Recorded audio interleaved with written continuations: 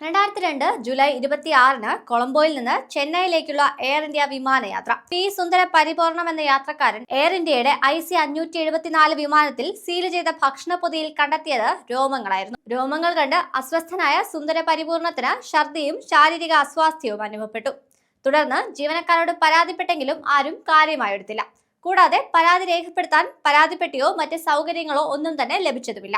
വിമാനമിറങ്ങിയ അദ്ദേഹം ഉടൻ തന്നെ എയർ ഇന്ത്യയുടെ ഡെപ്യൂട്ടി ജനറൽ മാനേജർക്ക് പരാതി സമർപ്പിച്ചു. 2022 ജൂലൈ 12-ന് എയർ ഇന്ത്യ ക്ഷമാപണം നടത്തിക്കൊണ്ടൊരു കത്തയച്ചു. എന്നാൽ ഇത് തൃപ്തികരമല്ലെന്ന് കണ്ട് അഭിഭാഷകൻ മുഖേന നോട്ടീസ് അയച്ചു. ക്ഷമാപണം നടത്തി കത്തയക്കുകയാണ് എയർ ഇന്ത്യ വീണ്ടും ചെയ്തത്. പിന്നാലെ ഛർദിയും വയറുവേദനയും ഉണ്ടാക്കിയ സംഭവത്തിന് 11 ലക്ഷം രൂപ നഷ്ടപരിഹാരം ആവശ്യപ്പെട്ട് അദ്ദേഹം കോടതിയെ സമീപിച്ചു. ഭക്ഷണം തയ്യാറാക്കിയത് ചെന്നൈയിലെ അംബാസഡർ പല്ലവ എന്ന പഞ്ചനക്ഷത്ര ഹോട്ടലാണെന്നും കാറ്ററിംഗ് കരാർ അവർക്ക് നൽകിയതിനാൽ തങ്ങൾക്ക് ഉത്തരവാദിത്തമില്ലെന്നും എയർ ഇന്ത്യ വ്യക്തമാക്കി. വിചാരണ കോടതി പരാതിക്കാരന് 1 ലക്ഷം രൂപ നഷ്ടപരിഹാരം നൽകാൻ എയർ ഇന്ത്യയോട് ഉത്തരവിട്ടു.